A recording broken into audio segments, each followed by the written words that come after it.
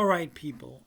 It is October the 15th, and due to the change in the weather and my proneness to getting a hoarse voice, you might have difficulty hearing everything I'm saying, but I'm going to try my best. I'm going to talk about what I think the second worst injury I gave to a sparring partner. And this might sound like one of the worst, but it was absolutely justified within the context of what was happening. I was at the New Brunswick boxing gym, and this would have been maybe around somewhere between 2007 and 2009 or 2008, somewhere around that time. And at the time, I was working out there and I was helping there. I asked at a certain point, I said, look, I've done the drills, I've done the sparring, I've done the work, I've done the conditioning. You know, at my age, I think I was 35 at the time or a little older. I said, I'm not going to be a professional. I'm not going to compete, but I do want to learn everything about coaching. And, I said, I want to do things around the gym. It started with me cleaning the place up, cleaning the mats, sweeping the floors, and he gave me a break on tuition for that. And then coaching some of the kids, and then later the adults. And he was pretty good at that. I can't remember his name. He was a Puerto Rican gentleman, and he was, a fair guy to most people, at least from my perspective. So there was a point where a chance was coming up for a kickboxing match, and it would have been super heavyweight, right? And he found a guy for me to fight, so I started amping up my training, and I was coaching, and I was teaching students privately in either the house where I lived in the backyard, or in people's garages and basements. And I was going to grad school, right? And it was Pacific College of Oriental Medicine. There was a huge academic load, lots of studying. I was a busy man, and I was happy. I was very happy. I even met a girl or two now and then, but nothing serious happened. I was very busy. And so I was sparring one day, and there was a group of guys. It was the Lima Lama class, and they were training Lima Lama, but mostly the sparring, kickboxing aspects of it. And they were all Mexicans.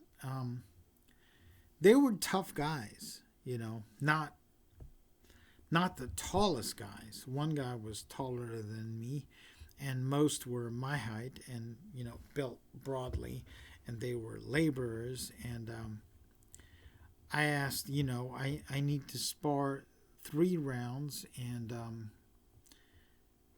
I said, any format you want, boxing, kickboxing, whatever. I just need people to do 3 rounds with me. And you can have one guy go all 3 rounds, or you can have different guys rotate in. And so I sparred one guy, and he took it easy, so I took it easy.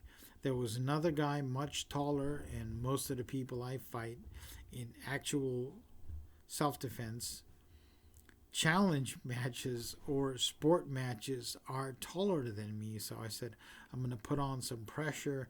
And he was a mover. He sticked and moved. So he was not an easy guy to even land on, but he wasn't necessarily putting any heat on me. And then the third guy was a tough guy, right? And again, this is not a racial thing, but if you're a tough guy and you're Mexican, you're a really tough guy, right? So I think I hit him hard with something, and I saw his expression change. Not surprise, not fear, but just sort of. And he stepped in and he started putting on pressure. And his hands, he hit hard. So I found the only thing that worked for me was throwing those roundhouse kicks right at his guard. Every time he moved in, I'd launch a roundhouse kick at his guard. And every time I stopped to catch my breath, his fists were on me, hitting me all over my face and head. So I was like, get those legs pumping. And at one point, I had him in a corner, and I was just swinging Muay Thai style with my shin, my left foot, I remember. And I just kept it up until the bell rang, and I think he sparred another round with me.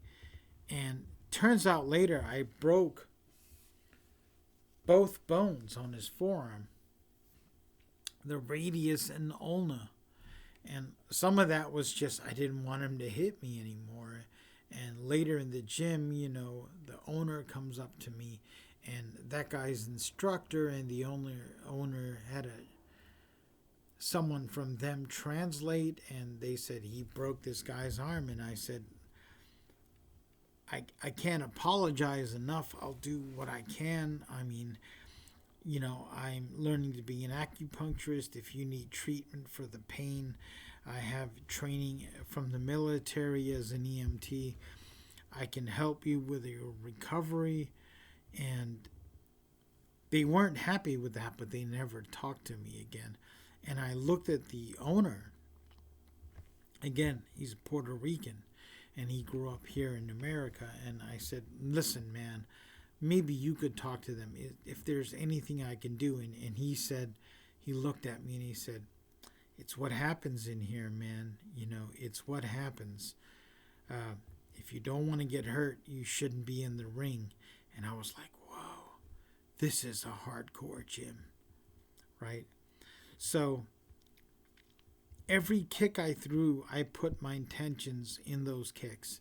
I knew that if I didn't hit him, he would hit me. And the way he was hitting me, he could have knocked me out.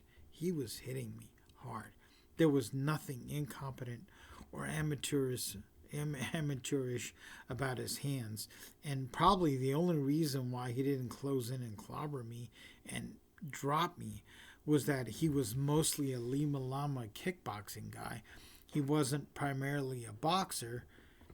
Maybe he had some experience, but I've seen tough Mexican boxers. They get in close, they start bobbing and weaving. You can't touch them, but they're hitting you like Mike Tyson, but they're not, they're not big and imposing, but they hit like bricks. And so there was no accident about the force I was using, and I was aiming at his guard, mostly because I didn't want those hands coming at me. Did I intend to break his arms? I figured as tough as this guy is, he's going to be able to take it on his arm. I didn't realize the arm would break. I don't know what became of him. I mean, I'm pretty sure these guys were there illegally, and he didn't have workman's comp. I don't know what happened to him. I hope it didn't ruin him. I mean, I apologize. There's nothing that could have been done in the moment. There was many things that could have happened afterwards. They could have talked to me. They wouldn't have gotten any money off of me, although me being kind of a bleeding heart, I probably would have tried, but I didn't have much to give. And I don't know if they want a gringo who may have looked Mexican but is a gringo coming around their house and mopping the floor, cooking for them in the limited time that I had. I don't know any other outcome than the one that happened.